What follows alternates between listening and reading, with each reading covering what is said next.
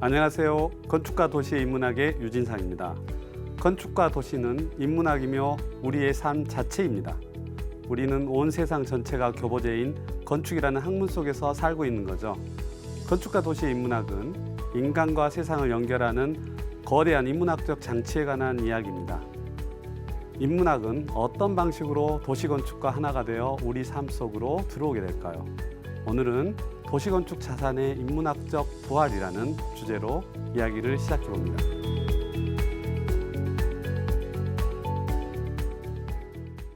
우리는 서양 건축과 동양 건축의 차이를 어떻게 구분하죠? 물론 서양 건축과 동양 건축의 차이가 명확하게 한 가지로 구분되지는 않습니다. 하지만 손쉬운 방법이 있습니다. 서양 건축을 한번 상상해 볼게요. 서양 건축은 돌 건축으로부터 시작을 했습니다. 돌을 쌓고 그 다음에 다시 벽돌을 만들어서 쌓고 그렇게 쌓는 행위들을 우리는 조적식 구조라고 합니다. 그리고 동양 건축을 한번 상상을 해보겠습니다. 한국, 중국, 일본 나무가 많고 우리나라처럼 산이 많은 동네에서 기다란 나무 부재들을 서로 짜 맞추어서 만든 양식들, 그런 걸 보고 우리는 가구식 구조라고 합니다. 그렇다면 다시 서양 건축으로 가서 조적식 구조는, 자, 상상을 해보세요. 우리가 3m만 벽돌을 쌓아도 아무리 모르타르가 좋다고 하지만 허물어져 버리죠. 그러면 어떻게 해서 그 조적식 구조는 거대한 구조물, 100m가 가능한 그런 구조물들을 만들어냈을까요? 바로 아치 구조의 힘입니다. 벽돌을 이렇게 싸서 마지막에 이맛돌이라고 하는 돌을 집어넣으면 이렇게 탄탄하게 인장력으로 인해서 유지하게 되는 거죠. 하지만 높은 아치조차도 너무 높다 보면 또 넘어질 수가 있겠죠. 그러면 그 옆에다가 아치를 또 덧대는 거죠. 그걸 보고 플라잉 버트리스라고 합니다. 이렇게 우리는 조금 손쉽게 동양과 서양의 건축 발전의 역사를 알아봤습니다. 자, 지금 보고 계시는 작품은 바로크 시대에 아주 장식이 많았던 건물입니다. 건물에 장식을 한다는 것은 나라는 건물은 교회야 궁궐이야 하고 자신을 상징할 때 쓰는 거죠. 건축의 역사는 과거의 동양과 서양의 아치 구조, 그다음에 가구식 구조의 발전으로 이야기될 수도 있지만 또 이렇게 덧붙여지는 수많은 장식으로 이야기되기도 합니다.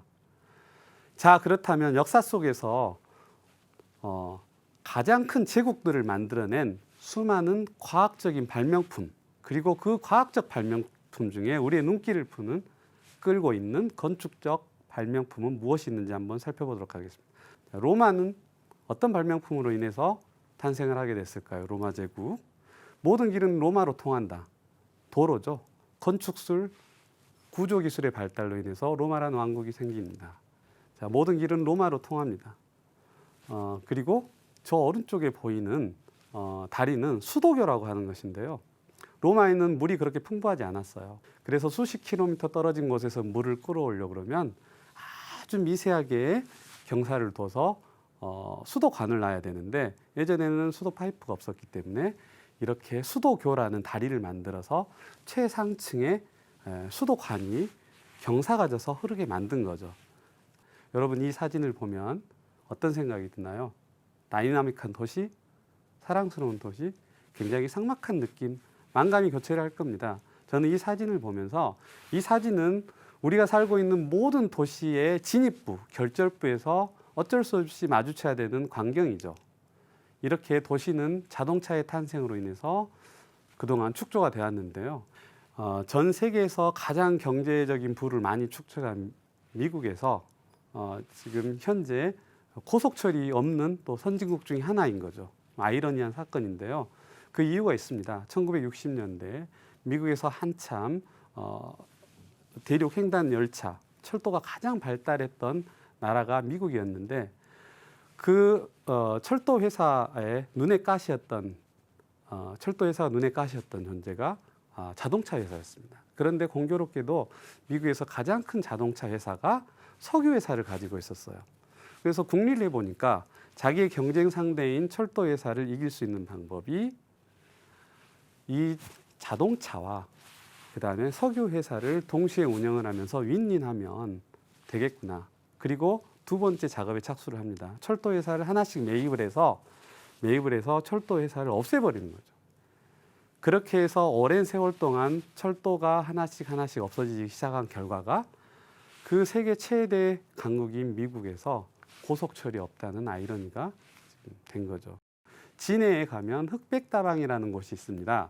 오랫동안 지역의 이제 사랑방 그리고 살롱 역할을 해왔던 곳인데요. 클래식 음악도 틀어주고 그것이 사실은 오래된 100년 된 건물이지만 원형이 별로 남아있지 않아요.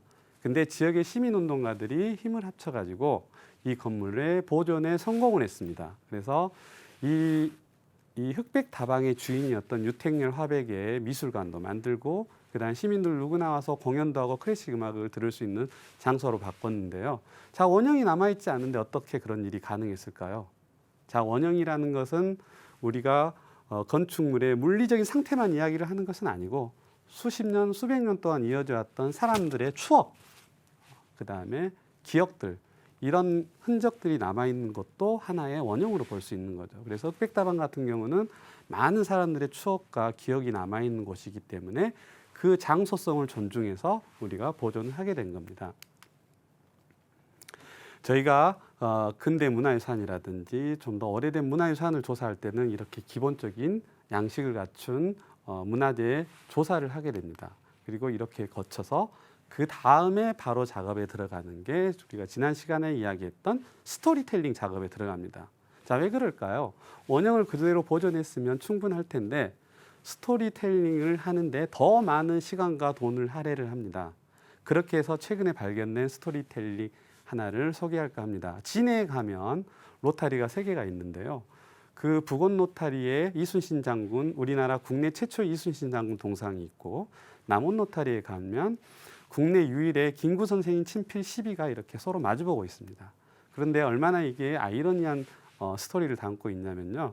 김구 선생님 친필 시비가 원래 이 북원 로타리에 있었습니다. 그 시비는 뭐냐면 김구 선생님이 진해에 온 것을 진해 분들이 김구 선생님을 기리기 위해서 김구 선생님께서 친필로 쓰신 이순신 장군의 진중음이라는 국가를 걱정하는 그 시를 비속으로 만든 겁니다.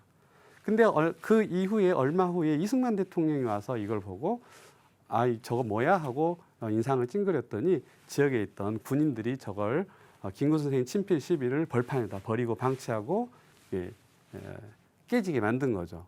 그리고 나서 4.19 혁명이 있은 이후에 다시 이제 복원을 했는데요. 그 와중에 이승만 대통령을 좋아하는 또 이제 군인들이 성금을 다 모아가지고 국내 최초의 이순신 장군 동상을 세웠는데 원래 김구 선생님 친필 시비가 있던 곳에다가 세운 거죠. 그래서 4.19 혁명 이후에 김구 선생님 친필 시비가 다시 돌아올 수 있는 자리를 잃었습니다. 그렇게 사실은 김구 선생님이 이순신 장군을 존경해서 쓴 친필 시비와 이순신 장군 동상은 지금 현재 이렇게 서로 장소가 바뀐 채로 마주보고 있는 거죠.